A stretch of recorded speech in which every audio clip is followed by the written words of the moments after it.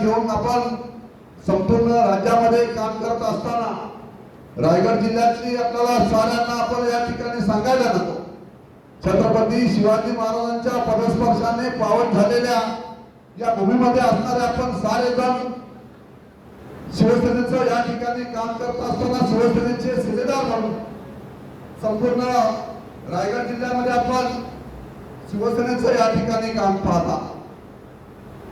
प्रत्येकाची आपण असणारी या ठिकाणची भूमिका आम्ही या ठिकाणी ऐकलेली आहे. परंतु मित्रांनो, ही निवडणूक आहे ती लोकसभेची आहे. लोकसभेच्या निवडणुकीमध्ये कोणत्याही परिस्थितीमध्ये या देशामध्ये पुन्हा एकदा आपल्याला मोदी साहेबांना या देशाचे पंतप्रधान म्हणून पाहायचं आहे. आणि हा सुद्धा एक जगामध्ये देशामध्ये नव्याने एक इतिहास निर्माण होणार आहे.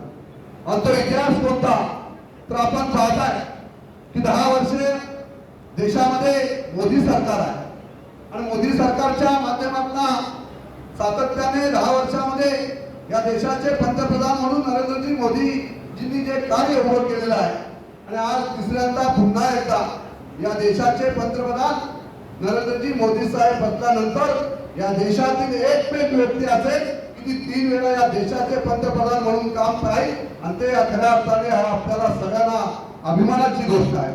मी आज आपल्याला वेगळ्या पद्धतीने या ठिकाणी सांगणार आहे.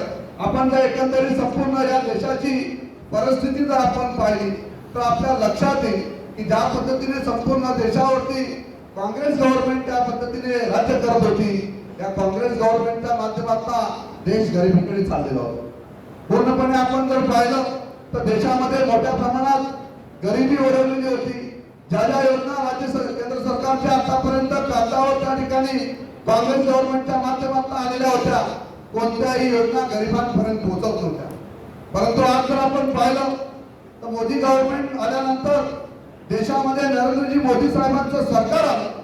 ज्या ज्या योजना आतापर्यंत केंद्र सरकारच्या माध्यमातून असतील, राज्य सरकारच्या माध्यमातून असतील, या साऱ्या योजना लोकांपर्यंत पोहोचवायचं काम हे केंद्र सरकारच्या माध्यमातून झालेलं आहे. मग आपण पाहताय की आपण अभाकर असेल ही योजना आली, या योजनेच्या माध्यमातून जवळजवळ 10 करोड लोकांपर्यंत ही योजना पोहोचली. जन आरोग्य योजनेच्या माध्यमातून लोकांपर्यंत असणाऱ्या ज्या ज्या सुविधा आपल्याला त्या ठिकाणी द्यायला पाहिजे, या सुविधा साऱ्या केंद्र सरकारच्या माध्यमातून त्या ठिकाणी पोहोचलेल्या आहेत. उज्ज्वला योजना आपण पाहिलेली आहे.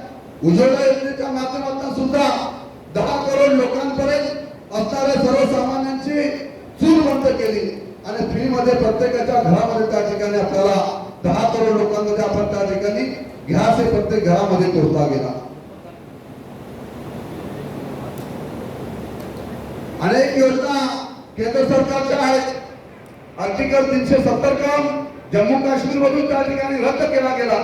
अनेक ऐतिहासिक निर्णय या देशासाठी घेतले गेले.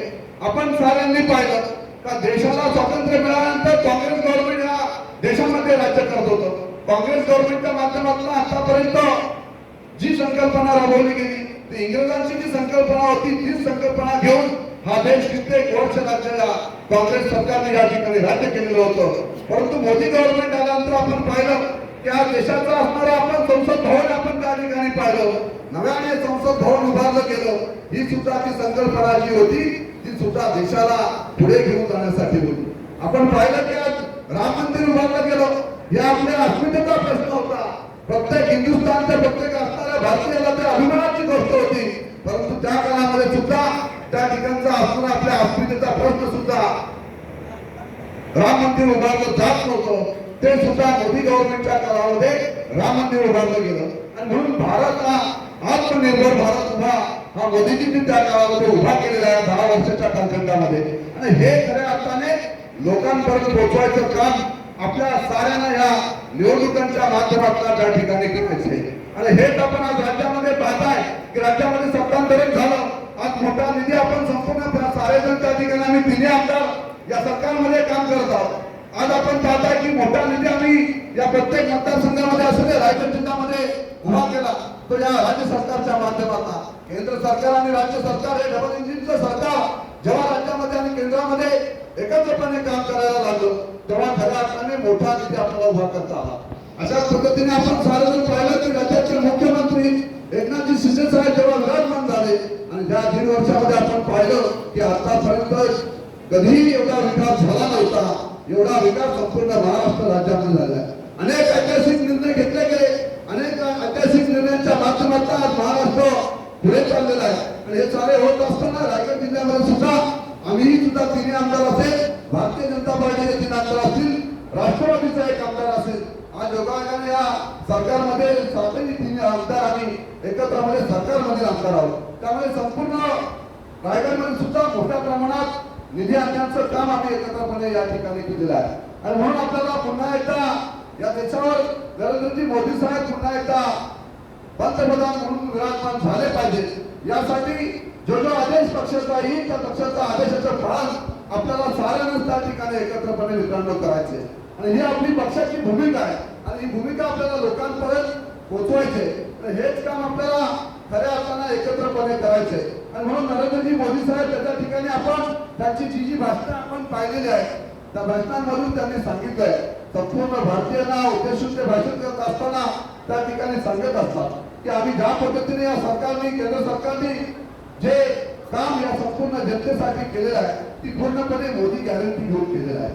परंतु बरेचसे हे सगळे या ठिकाणी सांगत असताना जे काही केंद्र सरकारच्या ज्या योजना आहेत ते खऱ्या अर्थाने आत्मनिर्भर भारत कसा उभा राहिलेला आहे ते सारं आपण संपूर्ण भारताने पाहिलेलं आहे, संपूर्ण महाराष्ट्र पाहत आहे, रायगड जिल्ह्यातील असणारे आपण सारे पाहत आहोत. जसं मोदी साहेब वेळोवेळी सांगत आहेत ही मोदी गॅरंटी आहे, तशी रायगडची गॅरंटी सुद्धा आपल्याला घ्यावी लागेल. तटकरेंची गॅरंटी कोण घेणार बरोबर हा मोठा प्रश्न आपल्या समोर आहे, ती मात्र तुम्हाला घ्यावी लागेल. कार्यकर्त्यांच्या ज्या भावना या ठिकाणी आहेत त्या प्रकल्पने आहेत आपल्या साऱ्यांना कल्पना आहे. आणि आताची परिस्थिती पूर्णपणे बदलत चाललेली आहे. बदलत्या परिस्थितीनुसार तुम्ही आम्हाला सगळ्यांना एकत्रपणे येऊन आपल्याला जो उमेदवार आपल्याला त्या ठिकाणी दिला जाईल व तो दक्षिण रायगडचा जो रायगड मतदारसंघाचा असेल, मावळ मतदारसंघाचा असेल, हे दोन्ही उमेदवार आपल्याला त्या ठिकाणी निवडून आणायचेच आहे. परंतु रायगडची परिस्थिती फार वेगळी आहे. मी नेहमी आपण सांगत असतो, आपण मला बोलत असतं का तू फार प्रकल्पाने बोलत असतो, परंतु जी भूमिका आहे ती लोकांपर्यंत मांडली पाहिजे. कार्यकर्त्यांनी मांडलेली आता सुरेशजी या ठिकाणी आपलाच तालुका प्रमुख आहे त्यांनी भूमिका मांडली, आपले विकास शेट्टीची भूमिका या ठिकाणी मांडलेली आहे. ती सत्य परिस्थिती आहे की सुनीलजी तटकरेंना सुद्धा बदलावं लागेल. परिस्थिती बदललेली आहे. बदलत्या परिस्थितीनुसार त्यांना सुद्धा जे काही आपली अलायन्स आहे या अलायन्सची सूत्र आहे त्याचं तंतोतंत पालन त्यांना सुद्धा भविष्यामध्ये करावं लागेल. तर ते पालन करणार नसतील तर त्यांचा सुद्धा कडेलोट झाल्याशिवाय राहणार नाही. मात्र आम्हाला मुख्यमंत्र्यांसमोर जाहीरपणे आपण त्या ठिकाणी सांगावं आम्ही आमदार झालेलो आहोत, आमची जी काही इच्छा होती ती पूर्ण झालेली आहे. पण जर कोणी चुकीच्या पद्धतीने मनसुबे बाळगून असेल की आम्ही यावेळेसच्या मतदारसंघावर राष्ट्रवादीचा आमदार बसू तर वंदनीय बाळासाहेबांच्या विचारांचा मी शिवसैनिक आहे. जोपर्यंत कर्जत मतदारसंघावर महेंद्र खोडवे उभा आहे तोपर्यंत कुठला माईचा लाल सुजातांचा शिवसैनिकांचा त्या ठिकाणी वाटा करू शकतो. त्या ठिकाणी हे जाहीरपणे या ठिकाणी सांगतोय. तटकरे साहेब तुम्हाला जर लोकसभेची उमेदवारी दिली तर माझा प्रत्येक कार्यकर्ता रायगडमध्ये असणारा शिवसैनिक त्या ठिकाणी प्रामाणिकपणे काम करेल. परंतु आपण सुद्धा ज्या ज्या निवडणुका पुढच्या जिल्हा परिषद असेल, पंचायत समिती असतील, नगरपालिका असतील, विधानसभा असतील, या साऱ्या निवडणुका आपण सुद्धा अलायन्सचा धर्म त्या ठिकाणी पाळावा हे मात्र आपण जाहीरपणे या ठिकाणी व्यासपीठावर आम्ही या ठिकाणी सांगत आहोत. लोकसभेची निवडणूक मावळ मतदारसंघ अंतर्गत त्या ठिकाणी येत असतो. मावळ मतदारसंघाला उत्तर रायगडचे 3 मतदारसंघ जोडलेले आहेत. कर्जत असेल, उरण मतदारसंघ असेल, पनवेल मतदारसंघ असेल. यावेळेस जिल्हा प्रमुख आम्ही सातत्याने साऱ्यांनी बैठकीचं सत्र सुरू केलेलं आहे. 1 एप्रिल पासून आम्ही आमची सगळी राजकीय ठिकाणची असणारी यंत्रणा आम्ही कामाला त्या ठिकाणी लावलेली आहे. आम्ही या ठिकाणी जाहीरपणे आम्ही ठरवलं आहे की 3ही मतदारसंघातून कर्जत मतदारसंघातून सर्वात जास्त आघाडी आम्ही मावळच्या उमेदवाराला त्या ठिकाणी देणार आहोत. अशा पद्धतीचं काम हे संपूर्ण मावळ मतदारसंघातून या ठिकाणी होत असताना रायगड मतदारसंघ सुद्धा मागे राहता कामा नये. कोणत्याही परिस्थितीमध्ये जो उमेदवार आपल्याला त्या ठिकाणी दिला जाईल त्या उमेदवाराचं काम आपण सारे जण इनामे इतरांनी एकत्रपणे त्या ठिकाणी करायचं आहे. कारण हा पक्षाचा आदेश असेल पक्षाच्या आदेशाचं पालन आपण त्या ठिकाणी करणार आहोत. कदाचित उमेदवाराला किंवा देणार आहोत, समोरच्या उमेदवाराने चुकीचं पाऊल यावेळेस उचललं तर ही झालेली महाराष्ट्रातली अलायन्स जी आहे ही फार वेगळ्या पद्धतीने याच्या अगोदर झालेलं राजकारण चालत होतं. यापुढे कोणत्याही परिस्थितीमध्ये चुकीचं राजकारण रायगड जिल्ह्यामध्ये कपून घेतलं जाणार नाही हे जाहीरपणे या ठिकाणी आपल्याला साऱ्यांना या ठिकाणी सांगतोय.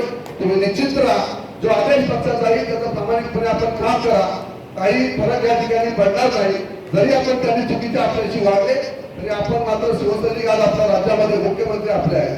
मुख्यमंत्री आपले अतिशय सक्षमपणे बारीक लक्ष प्रत्येक मतदारसंघामध्ये त्यांचं आहे. त्यामुळे काळजी करण्याचं कारण कार्यकर्त्यांना या ठिकाणी नाहीये. आपण घाबरण्याचं त्या ठिकाणी काही कारण नाही. कोणी जर आपल्याशी चुकीचं वागला तर ती लाचची संधी असेल, यापुढे ते कपून घेतलं जाणार नाही. आणि म्हणून माझी सगळ्याच कार्यकर्त्यांना या ठिकाणी विनंती आहे की रायगड मतदारसंघ असेल, मावळ मतदारसंघ असेल, या दोन्ही मतदारसंघामधून लोकसभेचे जे जे उमेदवार आपल्याला वरिष्ठांकडून दिले जातील त्या उमेदवारांचं आपण साऱ्यांनी प्रामाणिकपणे या ठिकाणी काम करावं अशी विनंती करण्यासाठी मी या ठिकाणी आपल्याला आलेलो आहे. पुन्हा एकदा साऱ्यांना मनापासून या ठिकाणी शुभेच्छा देतो आणि या ठिकाणी थांबतो. जय हिंद, जय महाराष्ट्र.